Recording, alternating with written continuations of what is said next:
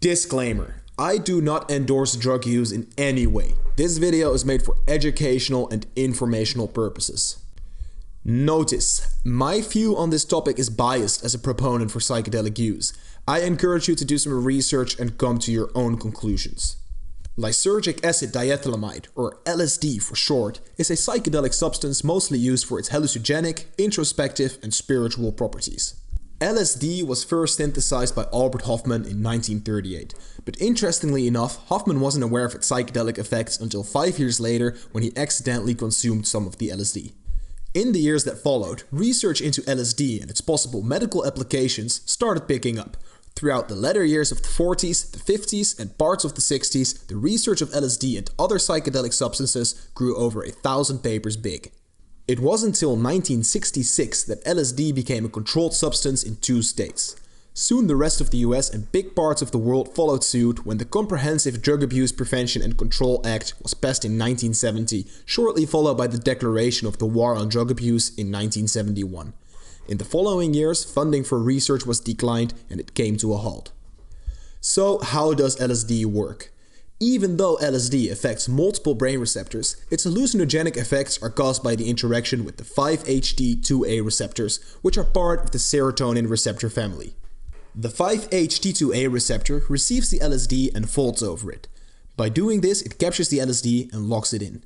This is probably also the reason LSD's effect can take up to 12 hours, as it takes a while for your cells to break down and recycle the LSD-infused receptor. LSD unusually stimulates some parts of the brain and can cause an effect called crosstalking.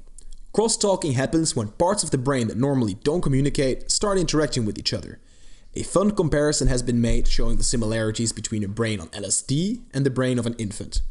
So, are there any risks to LSD? Physically speaking, LSD has close to no risk. Except for walking in front of a car when you're tripping balls, it's perfectly safe. This is also the reason why there is not a single recorded death related just to LSD. There are, however, some deaths contributed to LSD in combination with other drugs or to substances that were thought to be LSD but turned out to be something completely different, like N-bombs. The major risk in LSD is not physical though, but rather psychological. LSD can act as an amplifier for people with a mental illness or disorder and can create the illusion of one for psychologically healthy people. This effect will, however, only last the duration of the trip. A shift in your mental state and view on life can persist way longer though, perhaps even for the rest of your life. These changes tend to be incredibly valuable. Some people also report having acid flashbacks, which means they experience the trippy effects months or even years later, but the science on this is very thin. How to test for LSD? LSD itself might not be lethal or very harmful at all, but there are some very dangerous substitutes out there like 25I, M-bomb-E, more commonly known as M-bomb, which has multiple deaths attributed to it. The best way to prevent yourself from dying a psychedelic death, of which I can only imagine it to be pure horror, is to test your drugs. Really, test your drugs. To check if your tabs have LSD in them, you can use an Ehrlich test kit. If for some reason you've decided to completely ignore my advice and take your tab without testing, spit it out and rinse your mouth if you taste any bitterness. Bitterness is an indication of your substance being an M-bomb, which once again can lead to a terrible death. LSD shouldn't have any taste. Between all types of drugs, set and setting are probably most important for psychedelics. This means you want to make sure that the people that you're doing it with and the environment in which you are doing it feel as safe and trusted as possible. You also want to make sure that you're in a good state of mind, as emotions and thoughts can be enhanced and this could take you down a rabbit hole of negativity and fear. On the flip side, a positive state of mind can also be enhanced and you can experience the wonders of life and existence in such a profound way that it will make the angels weep. If you're still a bit on the fence, it is also recommended to get a trip sitter. This is basically someone who stays sober and guides your trip, making everything as comfortable as possible. So, what is the right dosage? The peculiar thing about LSD, which also made it such an astonishing discovery, is that it's incredibly potent, making you lose your shit at doses of just a couple of hundred micrograms.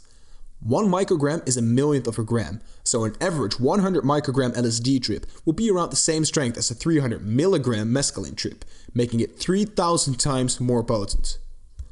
So what can you expect the LSD to feel like?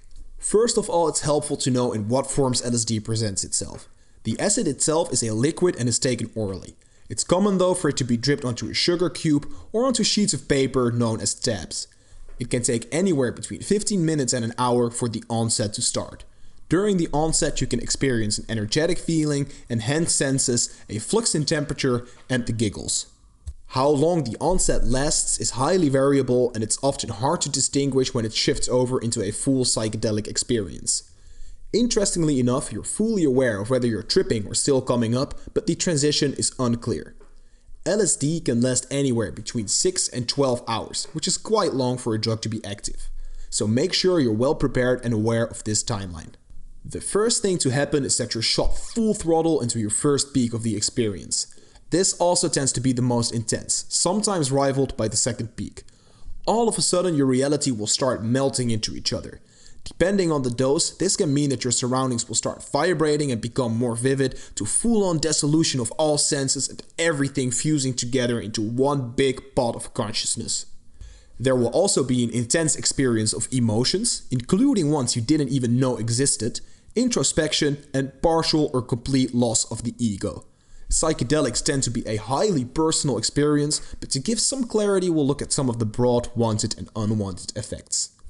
Some of the wanted effects of LSD are energy, euphoria, enhanced senses, hallucinations, deep spiritual experiences, loss of self, and interconnectedness with the universe. Some of the unwanted effects of LSD are intense negative thoughts and emotions, unwanted hallucinations, deep feelings of terror and insignificance, and the perception that the trip is a reality and will never end. It's also good to note that time perception can be warped pretty extremely. Whether this is a good or bad thing depends on the trip. As mentioned before, the set and setting have a very big impact on whether you have a positive or a negative trip, so make sure you're well prepared in order to prevent a bad trip. Things you do during the trip can also have a large impact on how your journey will fare.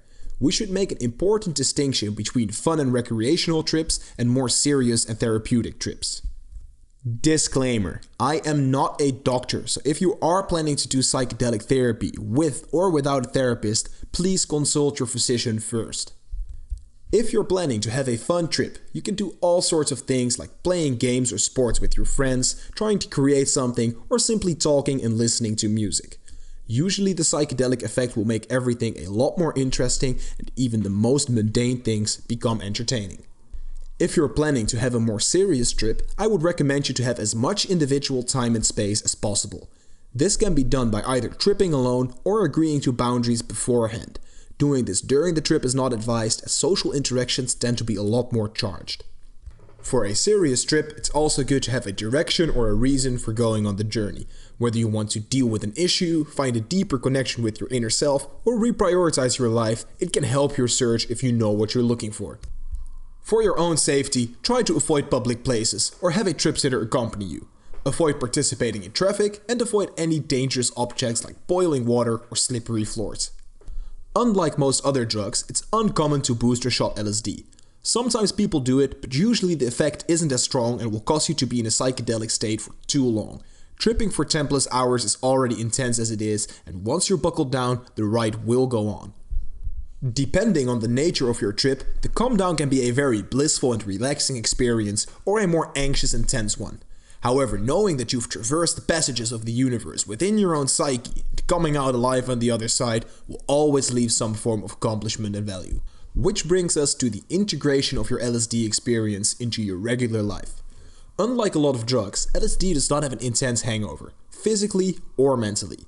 Quite the contrary, it will usually leave you with a valuable lesson about yourself that you can implement in your life both consciously and unconsciously. Because of the change LSD can make in your perception of reality, some of these lessons automatically will translate into your daily life. If you want to get the full benefits though, it's a good idea to write down as much as you can remember about the trip and try integrating the valuable components into your life. Besides recreational use, there's also studies being done into the medical applications of LSD. These studies were a big component of what made LSD known in the first place, but unfortunately they came to a halt when LSD became a controlled substance. Luckily for us, the research is being picked up again and some very interesting findings have been published. The most notable is probably the use of LSD for patients with end-of-life anxiety. This means that people that are terminally ill and have to face their impending death get to have an LSD experience to help alleviate some of that existential dread. Hopefully there will be a lot more awesome findings of medical LSD application. I guess we'll have to wait and see. The frequency of LSD is once again quite interesting. Damage-wise, you could use LSD again after a day without causing any problems. However, there is a very short-term but high-resistance buildup, which means you would have to take almost 3 times the amount to feel something the next day. This makes LSD a very anti-addictive drug. The other thing is that you should take time to integrate your experience and process it fully. I'd recommend you to wait at least 3 months between trips, but it's also fine to wait a year or even more. The quote, "Hang up the phone if you got the message," is very appropriate. Lastly, we'll cover the price of LSD. I don't think there's much to be gained from looking at prices of specific countries, so I'll assume the prices that are maintained on the dark web. Here you will usually find a tab in the 100 to 200 microgram range for around $5. So there you have it, a quick but comprehensible guide to LSD. If you made it this far, I want to thank you for watching, and don't forget to join the pack by subscribing down below. And most importantly, stay safe.